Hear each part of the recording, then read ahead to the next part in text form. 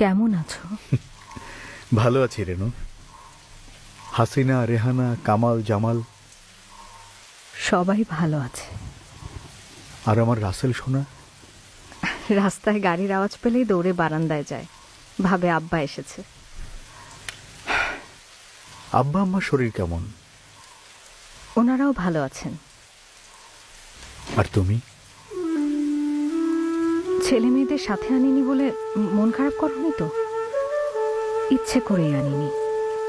বন্দি বাবাকে দেখতে সন্তানের ভালো লাগে। ওদেরকে বলো তোমাদের বাবা বন্দি আছেন যাতে সবাই মুক্ত হয়। এটা নিয়ে মন খারাপ করবে না। আমি তোমাকে দেশের জন্য উৎসর্গ করেছি।